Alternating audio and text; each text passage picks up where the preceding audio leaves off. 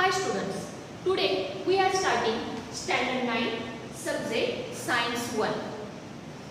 Already last lecture we have started lesson number 4 measurement of matter, and in that we have studied about the laws of chemical combination, and after that we have studied about the size and mass of an atom.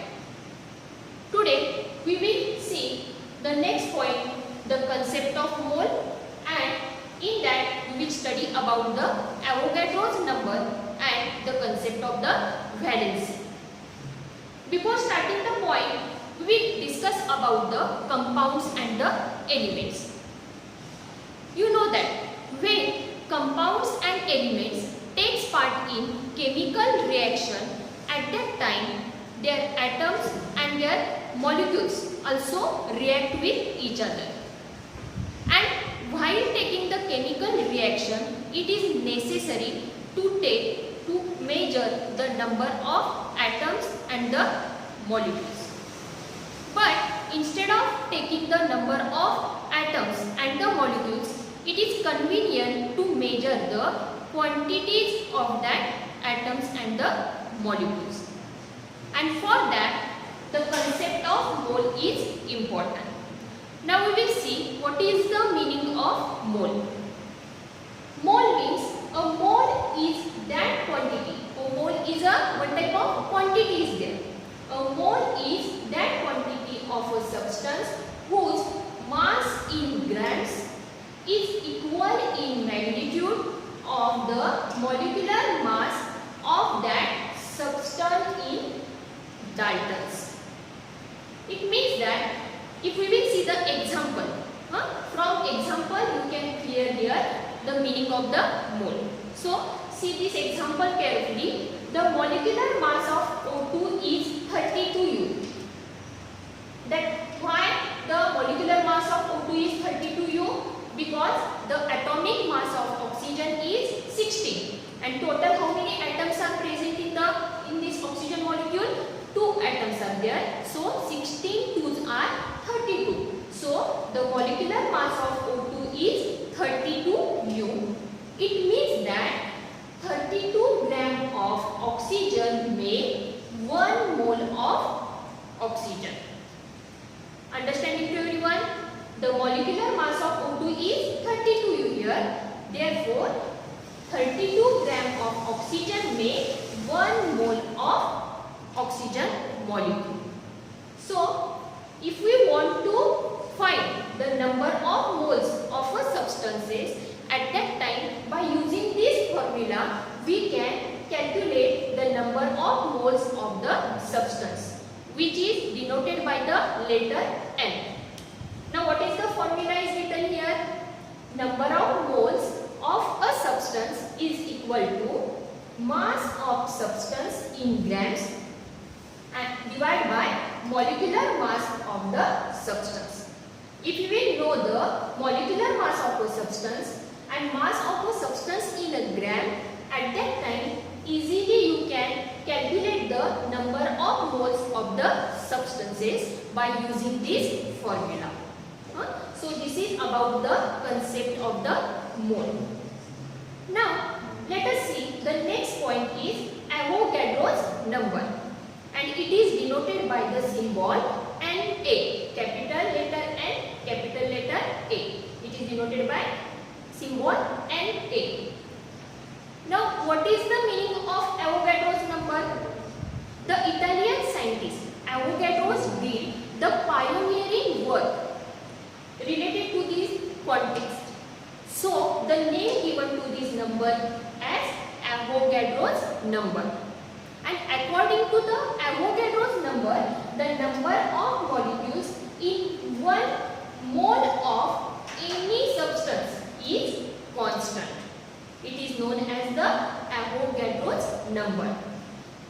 And if we want to see the value of Avogadro's number, means a mole value of a mole means 6.022 into 10 raised to 23. Okay, just like for dozen, the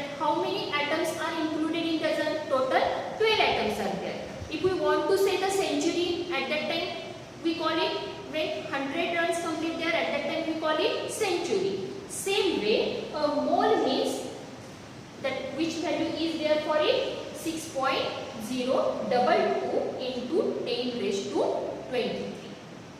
It is the important values there because it is useful for to solve the example. So this is about the Avogadro's number.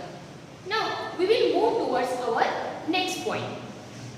In this point we will see how to calculate the molecules in the compounds. And for that I have written one example here. You have to observe that example carefully and see each and every step carefully. Okay? Now see what is the question written there. How many molecules are in 66 gram of carbon dioxide? Okay? For that, which one is the first step is there? In that, first we will calculate the molecular mass of carbon dioxide. Now, last lecture also we have studied that how to calculate the molecular mass of any compound. For that, I have written formula in front of it. Molecular mass of carbon dioxide is equal to atomic mass of carbon. First, we have to write the constituent elements which are present in the given compound. In carbon dioxide, two main constituents are there, carbon and the oxygen. So here, first we will write atomic mass of carbon into 1. Why I have written 1 here? Because only one carbon is present in the compound carbon dioxide. Plus atomic mass of oxygen. Because another one constituent, which one is there in the carbon dioxide? Oxygen is here. So atomic mass of oxygen into 2. Why 2 written here? Because total how many atoms are present in the carbon dioxide of the oxygen? Total 2 atoms are there. So into 2. Now we will fill the value of atomic mass in the next step. Atomic mass of carbon is 12 into 1 plus atomic mass of oxygen is 16 into 2. Now we will do the multiplication of it. 12 ones are 12 and 16 twos are 32. And 12 plus 32, answer is 44U. Here U means the unit used for to calculate the atomic mass, and it is also known as the dalton. So up to here, understanding to everyone, this is the first step. Now in second step, we will calculate the number of moles in the given carbon dioxide, and it is denoted by which letter? Small letter n. Now in that, what is the formula we have studied here? The number of moles of a substance is equal to mass of substance in gram and divided by molecular mass of the substance. So here also we will take same formula, mass of carbon dioxide in gram divided by molecular mass of carbon dioxide. So mass of CO2 in gram means how much given in the example? Mass of carbon dioxide in gram, how much gram given? 66 gram. So take that here.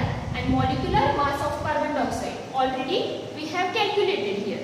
So 44. So 66 divided by 44, answer is 1.5 mole.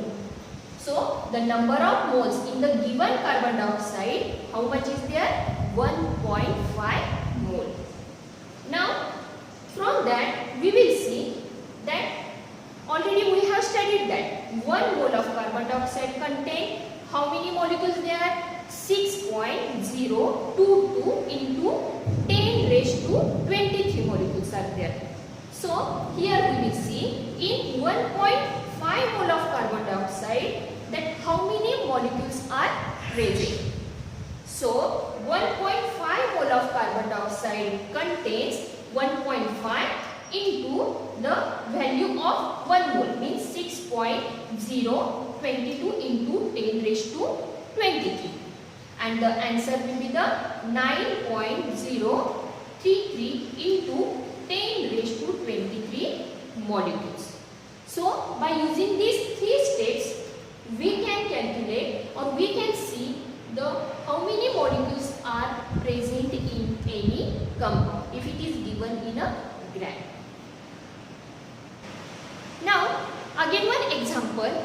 will take to find the molecules in the given compound.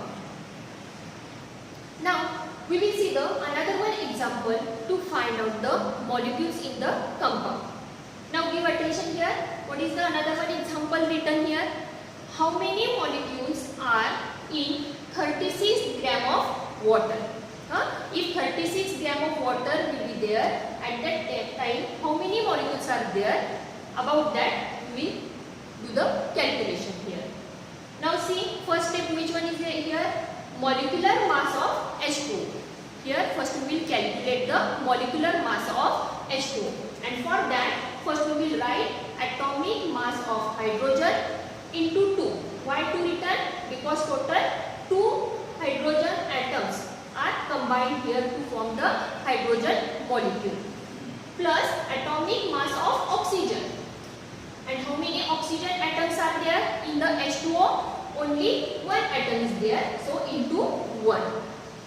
After that, atomic mass of hydrogen is 1 into 2, plus atomic mass of oxygen is 16 into 1. 1 2s are 2 and 16 1s are 16. So 16 plus 2, 18 U. U means Dalton. So molecular mass of H2O is how many Dalton? 18 Dalton. Now we will see the number of moles in given H2O, and it is denoted by letter N. For that, which formula is there? Mass of H2O in gram, that already given here in the example, divided by molecular mass of H2O. That now only we have calculated here. Now mass of H2O in gram, how much given? 36 gram, divided by molecular mass of H2O is 18. Okay, so 36 divided by 18, what is the answer? 2. So number of moles in given H2O is how much are there? 2n. Now we will see the 2 mole of water contain how much molecules there. In that, 2 into 6.022 into 10 raised to 23. This is the value of Avogadro's number. Okay, and answer is 12.044 into 10 raised to 23 molecules. So 2 mole of water contain how many molecules there? 12.044 into 10 raised to 23 molecules. So this is about the to find the molecules in the compound. Now let us see, or we will move towards the next point.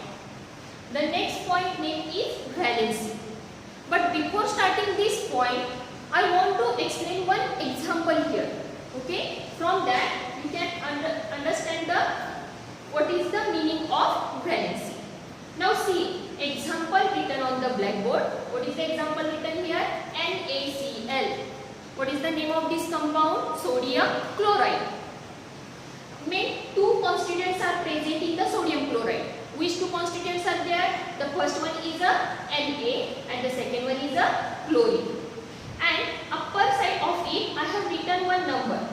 Upper side of sodium I have written 11. It is the atomic number of the sodium, and 17 is the atomic number of the chlorine. And from that we can write the electronic configuration of that element. Okay, so sodium has the atomic number 11, so its electronic configuration is 281. It means 8 plus 2 10, 10 plus 1 11.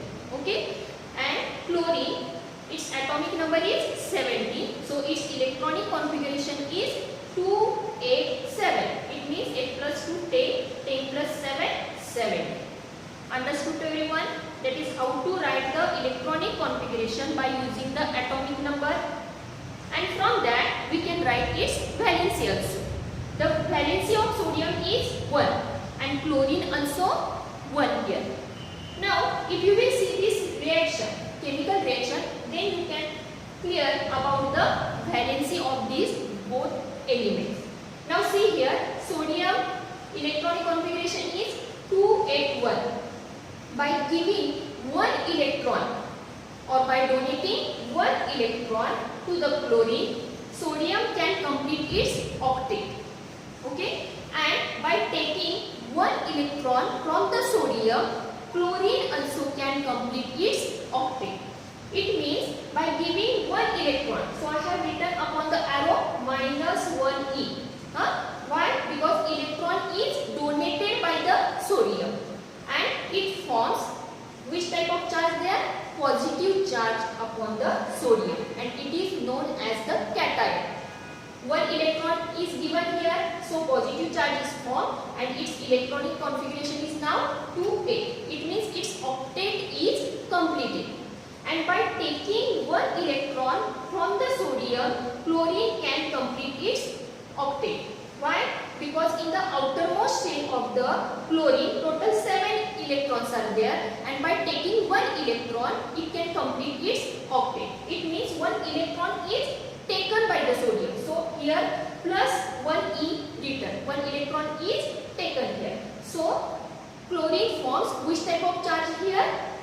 Negative charge, and it is known as the anion. And from that, chlorine can complete its octet also. That is 2a.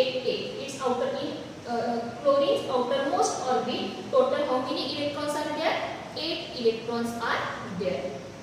So by taking and giving, by donating and by accepting, that elements can complete its octet. So from that, how we can define the valency? The number of electrons that an atom of an element gives away. Okay, gives away means one electron is given by the sodium to the chlorine and takes up means one electron is taken by the sodium into the chlorine while forming an ionic bond. It is known as the valency.